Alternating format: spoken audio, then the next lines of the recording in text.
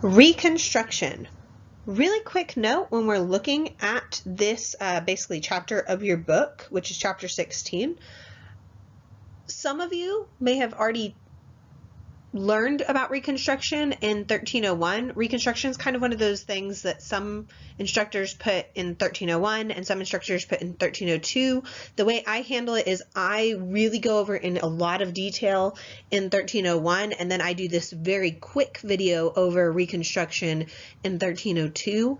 However, if you haven't learned about Reconstruction before, I would definitely recommend you may want to watch this video multiple times, and definitely you're going to want to read the entire chapter of your book and look over it carefully. And so I kind of cover it here, but keep in mind that I don't cover it in as depth as I would in like 1301. So looking at Reconstruction really quickly, we basically have two big issues come the end of the Civil War. The two big issues were what was exactly the position of African Americans in America now, and how to readmit the former Confederate states. The thing is, people had very different viewpoints on this. For instance, even before Lincoln was shot, we know that he had actually done a pocket veto that meant that basically the former Confederate states would be readmitted a lot faster and almost with like a slap on the wrist at most. And so there's this element of a lot of people, while they wanted to end slavery, had no problem with like African Americans still being seen as unequal to the rest of Americans, or white America, really. And so then there were other people who very much wanted to give African Americans like full civil rights and voting rights and allow them to be part of the political process. So this is where we're having this issue. And then readmitting the Confederate states, the issue is, did they ever really truly leave the Union? After all, that is not allowed for in the Constitution, and the so-called Confederacy was never actually acknowledged by a single nation in the world as its own nation, so it was a failed rebellion. So in that way, they've never really left the Union, but on the other hand, they were traitors to the Union. They actually did try to leave the Union, which was not allowed. So what kind of effect should there be? What process should they have for, coming back into the Union, and so on and so forth? Now, initially, Reconstruction is going to be led by the president, President Johnson, actually, after Abraham Lincoln is assassinated. And so we get presidential Reconstruction. And initially, this is more the conservative Republicans and the Democrats.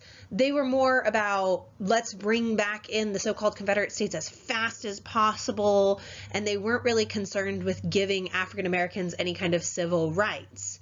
However, as Reconstruction goes on, a lot of they're called the radical Republicans, but you have to keep in mind they make up about half of Congress at this time, and so I hate using the term radical because then people think they're like really, really far to one political spectrum, and at that time they were, but it's not nearly as radical when we think about it.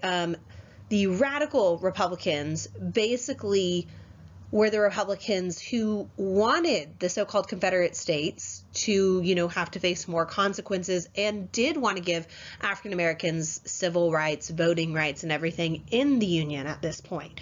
And so basically, Congress tries to take over Reconstruction, and we're going to see they basically have to battle it out with Andrew Johnson. Andrew Johnson tries to veto some of the congressional legislation that's pushed through, and they managed to muster a 2/3 majority over his veto. There's a whole lot more to it, but now we're seeing congressional Reconstruction, also known as radical Reconstruction, because it's the radical Republicans that really are controlling it. And at this point, they're pushing more for African American civil rights and liberties and voting rights.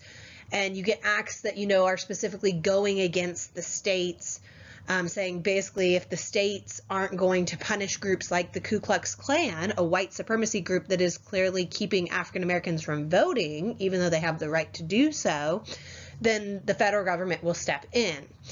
The problem is they have a lot of this legislation that they put forward, but over time, basically Northerners get tired of constantly having to fight the South to give African Americans civil rights.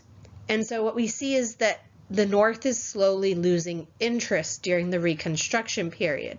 And a lot of the legislation they put forward really ends up being more about the federal government has higher authority than the state governments, but it's very much not enforced when it comes to African American grievances and rights, except for on the individual basis. And a lot of times then we see these acts go on to be challenged, and when they make it to the Supreme Court, many of them are actually overturned.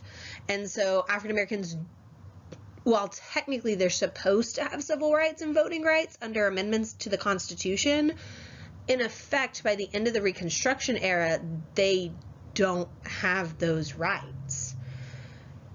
And a lot of this is, like I said, the Northerners just lose interest. The best way I can describe it is akin to donor fatigue. Think back a few years ago when there was like all the hurricanes that hit the United States.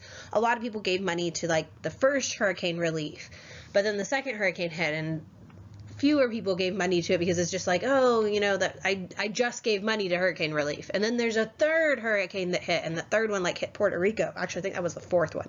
And so it's kind of one of those things that, think about how many people you know that gave to like one of those relief agencies, but didn't necessarily give to every single one of them.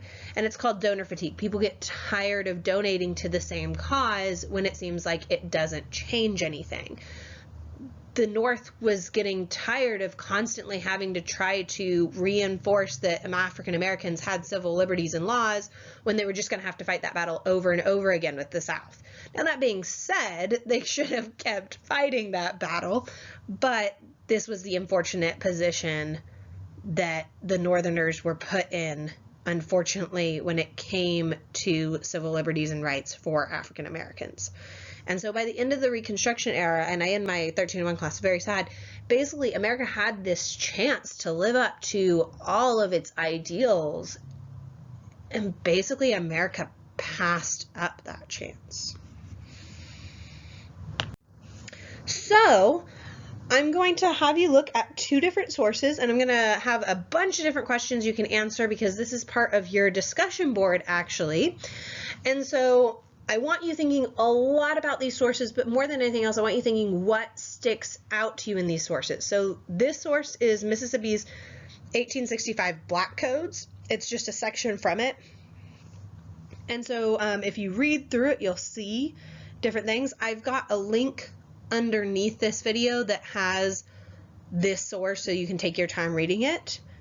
The other source I want you to read is a letter from Judge Turgid to Senator Abbott, and he's specifically talking about the Ku Klux Klan. Think about what you notice about either of these sources, and when I ask that, here's some great questions to keep in mind. Things like, who were the Republicans most upset about being attacked? Were they upset about white people being attacked, black people, Republicans? Like, where are their views, basically? Think about how the Republicans are viewing their constituents with this source. How did they view gender roles? How do they characterize the Ku Klux Klan? Think about also, could they be exaggerating like within this source? And like, why would they be exaggerating if so? So these are kind of the questions of like, what sticks out to you, but thinking about in the context of these questions.